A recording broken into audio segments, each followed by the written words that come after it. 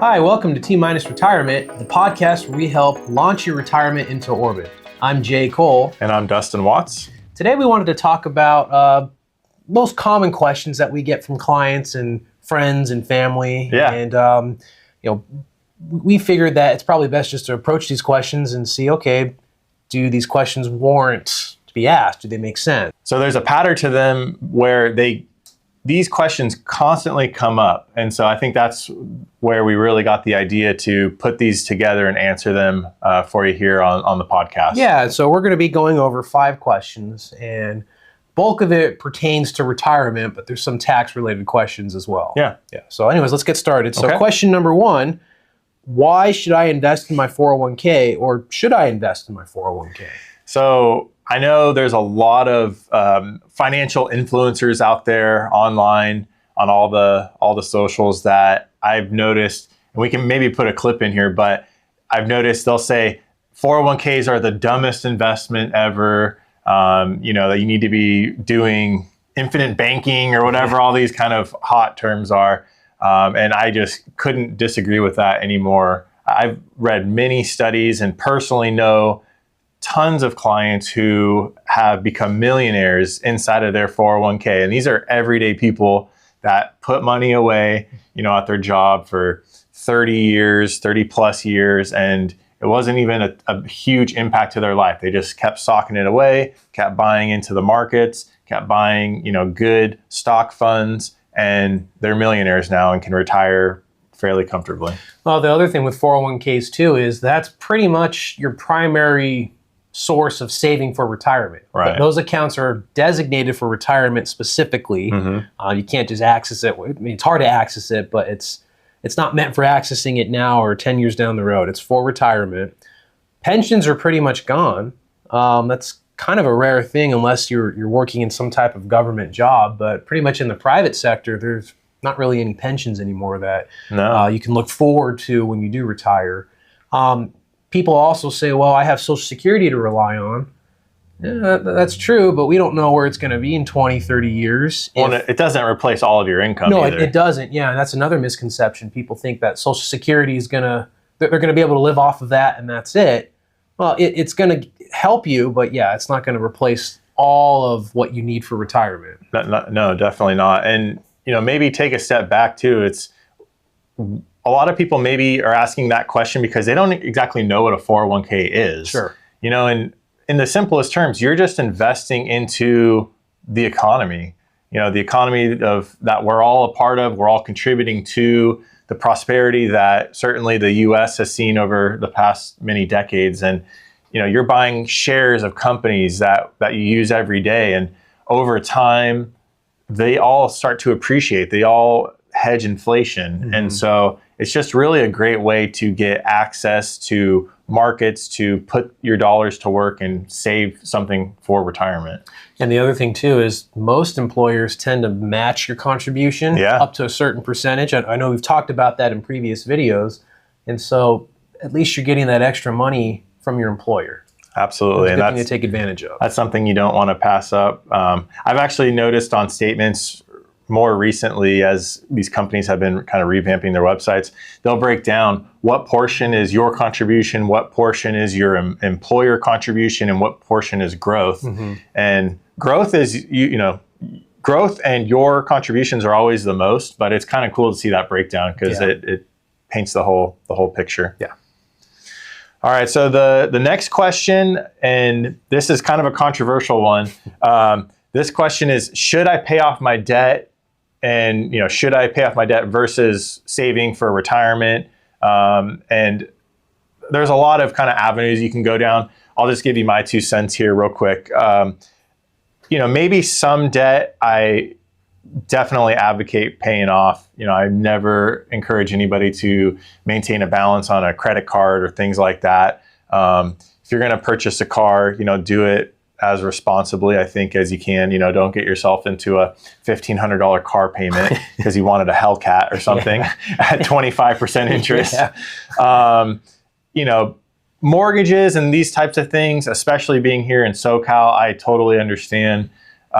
it's not, just as easy to maybe pay cash for a house or, be on a 15-year mortgage or these different things that you hear a lot of online. So I would say, let's just say the dumb debt, the credit cards, the car loans, these types of things, try to pay off as soon as you can. Definitely don't run up a credit card. But I am okay with having a mortgage, maintaining that mortgage and, paying it appropriately, but taking those extra dollars and then going towards things like investments, going towards things like retirement savings. And the reason for that is you can't replace the years that you didn't contribute to your retirement account or even, a brokerage account, let's just say, or your Roth IRA, whatever it is. You can't replace, all those years that you did that, in the future. And so I think it's really important and powerful to get that compounding started as early as possible. Yeah, when you say you can't replace,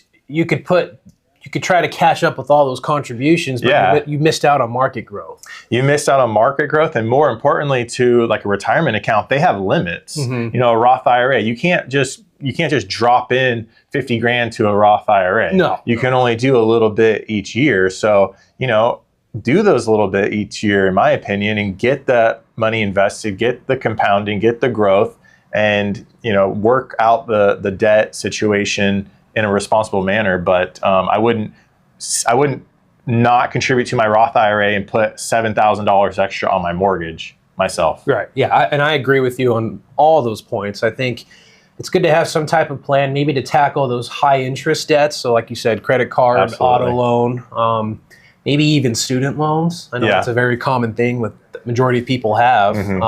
Probably good to have some type of plan where you get those paid off as soon as possible, but you don't want to do that at the expense of sacrificing for retirement as well. And student loans, that could be a whole separate video, but that's kind of a tricky one because, if somebody comes out of college and is saddled with so much student debt that it's really hampering their ability to kind of change gears into real adulthood, then I would definitely prioritize that myself. Yeah.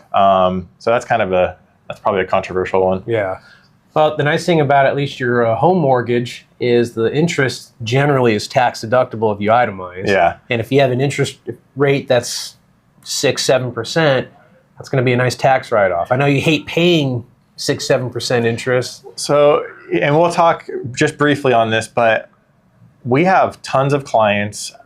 I definitely have clients who have sub 3% mortgages. And that comes up in financial planning, should I pay that off? And, they're a couple years out from retirement, and depending on their situation, sometimes I'm like, okay, well, do we service a 2.5-3% mortgage and invest the cash that they have? Because we can pretty certainly get a higher than 2 to 3% return in the market. So there's definitely a delta there where it's more beneficial.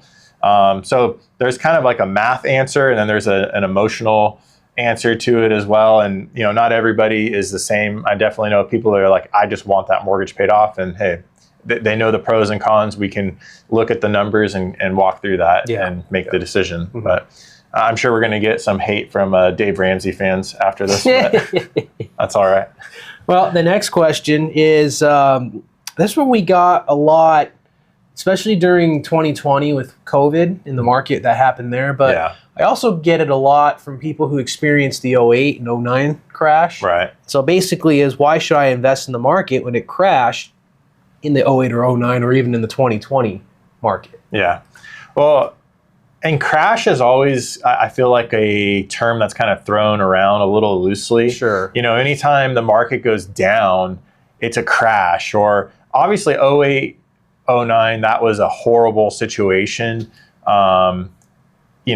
Crash to me is like, it happens very abruptly, like in 87 or even 29, I think was a lot worse than what we saw, a little over a decade ago. But the biggest thing to remember are a couple points. Even if that money is retirement money, I always remind clients, you don't use your whole retirement portfolio the day you retire. Right. Yeah, the market's going to fluctuate, and some people are going to be unlucky in the sense that they might retire, in the middle of a crash or in the middle of a decline or a pullback or a bear market. And that doesn't mean that everything is derailed. Maybe we have to make some adjustments in those first year or two, but we generally know that given some time, the markets will come back. And a little bit of pushback on why should I invest, when markets crash. Sometimes we get that question of, I lost everything in '08, and they generally mean in their investments. I lost everything. I lost half my money in '08. And I kind of have to talk through that with them because markets are, 300+% higher now than they were back then. So unless you pulled out of the market at the bottom and tried to kind of play that game, which we don't advise people doing, then maybe they lost. But a lot of times they remember that emotional period of seeing their account down, and it's down from the all-time high value, and they say, I lost all this money, but they didn't really lose that money. Maybe the value went down for a couple of years, but we can kind of fast forward even to now, and markets have returned well and above anything that they would have lost and some. And I think it's just good to put those things into perspective. Yeah, just looking at history, and we're not saying that looking back at history is going to predict how the market's going to be now or anything like that. But generally speaking, whenever there was a historic downturn or a crash, the market eventually turned around. I mean, we can say that confidently now. Yeah, if you're invested in good funds, good companies. Yeah. This isn't like if you own NFTs or things like that, then, all bets are off. All the speculative alternative stuff. But I always say, buy good companies, buy good fundamental funds, own good companies for the long haul. And that has tended to be a proven strategy. And if you're currently in the market and we experience a downturn, the best thing to do is just to weather it out. Yeah. It's hard advice to listen to, but it's... Well, go back and listen to our last video about the quotes. Yeah. And one of the quotes was, essentially a current downturn in the market is, you always look at that in hindsight as an opportunity. Mm-hmm. And if you have the means, use that to your advantage and make it an opportunity. Don't dwell on it. Yeah. So. Next one's a fun one. The next one is the next one we get a lot. Yeah. It's kind of surprisingly. So, should I start a business or buy rental property to save on taxes? So yeah, I'll let you handle that. Me as the tax expert here. I think people are asking this because they think if they let's say they buy a rental property, they're thinking that they can deduct every single expense and essentially save on their taxes, especially if they're just a W-2 income employee. Right. They're thinking they can offset that by X amount.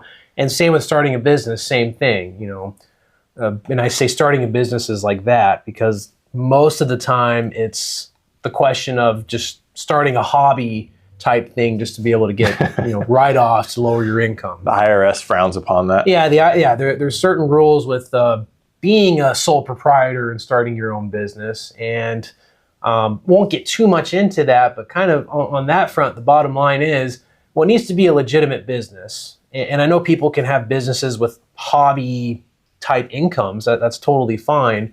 But if you're generating losses each year, the IRS only allows 3 years of having a consecutive loss. And then after that, they deem the whole business as a hobby and you can't deduct any losses. It's just zero. Right.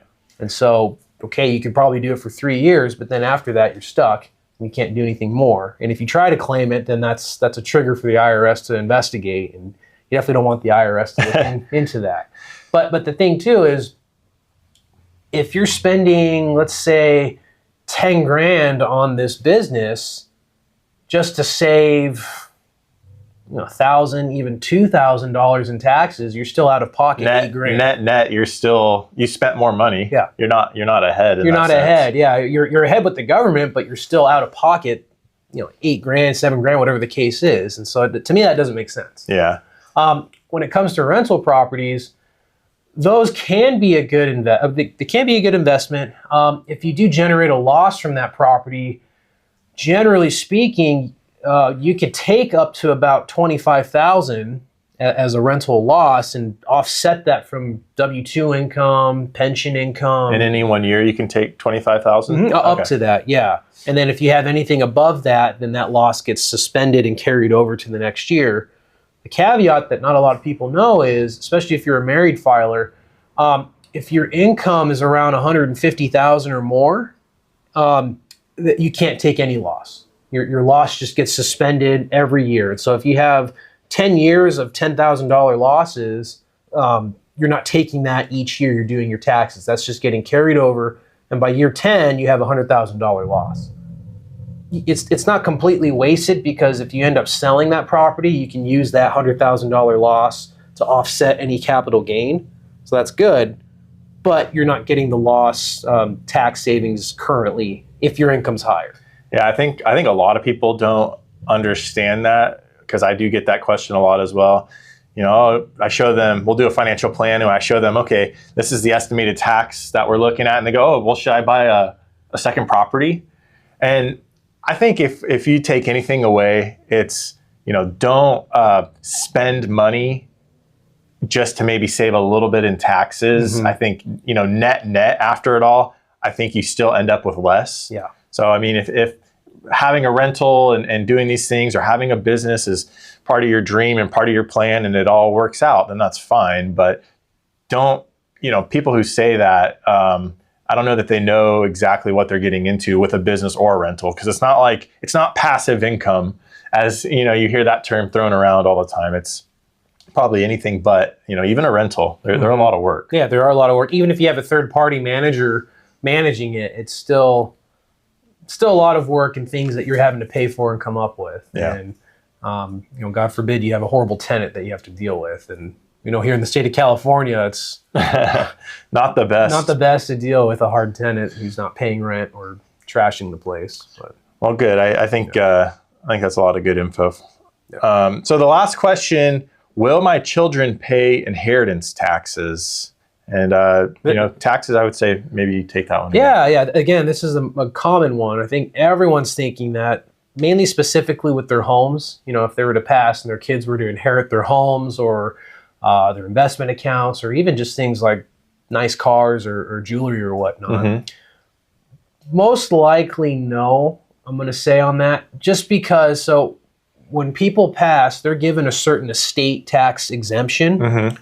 And if all of your assets are below, we'll put a chart on the board, because, you know, this number changes every year, but we'll just say below about 12.5 million.